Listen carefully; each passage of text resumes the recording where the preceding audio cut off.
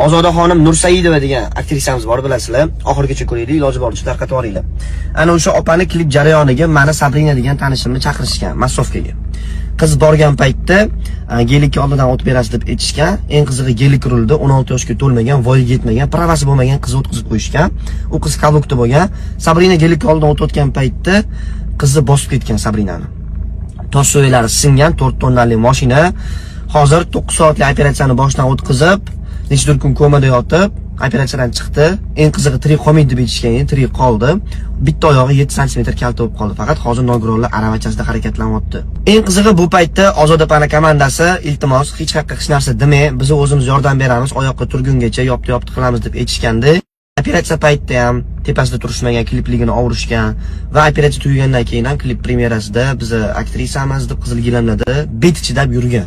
Videoni keraklicha tarqatinglar, tegishli joylarga yetib borsin va Ozoda Nursaidova ham, rulda bo'lgan qizaloq ham va o'ttiga productionlar rejissyorlarigacha qonun oldida javob berishi kerak. Chunki bitta odamni salkam o'limdan qoldirib, nogiron qilib qo'yib, mana bitta qonun oldida javob bermasdan bemalol yurishga haqqi yo'q hech kimni. Meni tanishim jonim achidi shu narsaga. Yana bitta bizning maqsadimiz majbur bo'lib chiqdik. Ayrim bir odamlar, blogerlarga men aytmoqchimanki, bu Ozodapani olingan klipida bo'lgan voqea baxtsiz voqea deymiz bu narsani.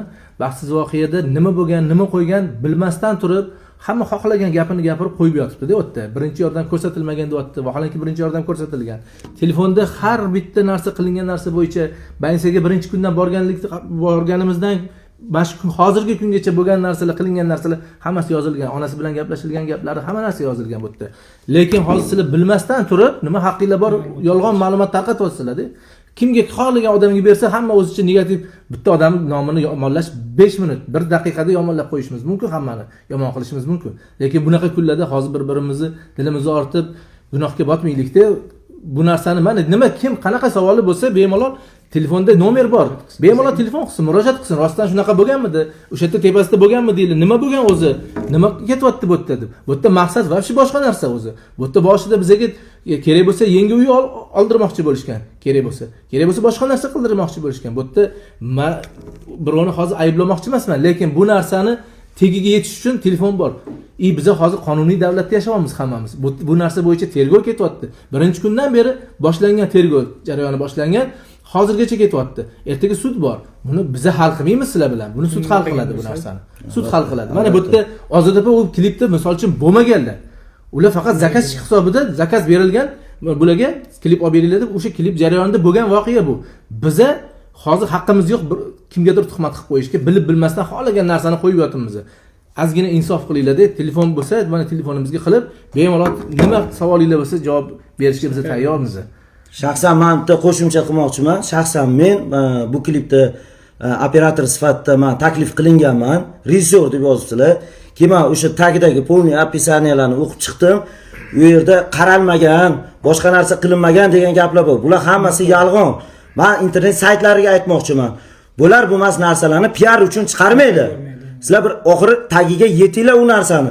Bir bizaga ham kelinglar, buni ko'ringlar bizada nima, qanaqa yordamlar qilingan. Bu Ozodapam tomonidan o'sha rulda bo'lgan o'sha qiz tomonidan bo'lgan narsalar. Sizlar u voqeaning ichida bo'lmagansizlar. Sizlar bilmaysizlar bu narsalarni. Bular emas voqealarni chiqarib tashlamaydi. Qonun bor, qonun doirasida ish ketyapti hozir. Hamma yozib yotibdi, negativlarni yozib. Ozoda Nursaidova u joyda umuman ishtirok etmagan. U joyda u opani nima deydi? U nomini bulg'ash bu yaxshi emas bu ro'za oyida. Sizlar bir o'ylab aql bilan ish qilinglar. Men saytlarga aytmoqchiman. Bular bo'lmas narsani qo'yavermanglar, sizlar surishtiringlar bir tagini. Nima sabab nima, qanaqa bo'lgan voqea yoki tergov bor, tergovdan borib so'ranglar. Yordam qilinmagan deb yozibdi. Uni uy, men xabar, men shuni bilaman. Men nima deydi? O'sha jarayonda bo'lganman. Mana o'sha Jasurni o'sha aktrisalar bo'yicha shug'ullanadigan ukamiz, o'sha qizimizni chaqirgan mana yigitimiz, lekin u yerda baxtsiz voqea bo'lgan. U yerda ataylab hech kim bir narsa nima qilmagan u yerda. O'sha qiz, rulda o'tirgan qiz bilmasdan o'sha voqea bo'lgan u narsa. U hech kim bu narsa, shu narsa bo'lsin deb qilmaydi bu narsani. Kelib surishtiringlar, u qizga mana oyoqqa turibdi yaqingacha, chunki unga yaqingacha qaralgan, kvartirasi hamma bitta bu yerdagilar emas, hamma jamoadagi hamma kelib qaragan unga. Kvartirasigacha, yeb icharligacha, uy sharoitlarigacha, shu ishlashga noloyiq qiz deb hozir yotish kerak deb oyma-oy $500 berilgan. Hammasini hujjati bor, videolari bor, dokumentlari bor. Lekin bu narsa qilinyapti-da, kimlardir aql o'rgatishi sababli aytilyaptiki, endi oxirida kelib uy talab qilinyapti, mashina talab qilinyapti. Bu narsa endi insof bilan-da, bu narsa nima deydi? Bu chista abdushi bu Alloh roziligi uchun qilingan narsa. Bu yerda u aybdorligi uchun emas, bu yerda hech kimning aybi yo'q bu yerda. Bu atalab qilingan ish emas. Qizga oyoqqa turishigacha qaralgan. Oyoqqa turib yana 3 oy pastilniy rejim degan. Sekin o'ziga kelib oyoqqa turish boshlaganda, unga turma deyilganda syomkaga, men eshitishimizga qaraganda, syomkaga chiqdi. Tog'gami, qayergadir chiqdi. Men endi bilmayman, avvalambor rostmi yolg'onmi eshitishimga qaraganda o'sha syomkaga olib chiqishganda, o'sha joyda yana yiqilgan ekan u qiz. Yiqilgandan keyin yana operatsiya qilishimiz kerak, nima qilishimiz kerak deb shunaqa talablarni qo'yapti-da. Lekin insonga insof kerak-ku, insof kerak. Bunaqa yolg'on ma'lumotlarni tarqatib negativlarni qilib tashlamaylik insonlar. Savolinglar bo'lsa, bemalol bizga murojaat qilinglar yoki mana tergovga murojaat qilinglar, xohlasanglar. Agar bizga ishonmasanglar, tergov jarayoni ketyapti bu narsa. Qonuniy hamma narsa. Hech kim birovga qarindosh urug'lik joyi yo'q, bir-birini oladigan, yonini oladigan joyi yo'q. Bu narsa hamma narsa qonuniy bo'ladi. Ertaga sud bo'lgandan keyin sud o'zi biladi kimni aybdor qilish kerak, kimni aybdor qilish kerak emas, kim oqlanadi, kim oqlanmaydi. Yo, o'sha men internet saytdagilarga aytmoqchiman. Sizlar nimaga kelmayapsizlar? Kelinglar, ko'ringlar, hammasini ko'rasizlar. Videolarigacha, zapislarigacha hammasi bor. Uy talab qilgan hammasi bor. Lekin unga hamma abdushi qaradi, bu qiz oyoqqa tursin. Bu qizni biz nima qilamiz, nima deydi? Erta tuzalib ketgandan keyin hali yana birga ishlaymiz degan niyatlarda qilingan. Yaxshi niyatda qaralgan bu qizga.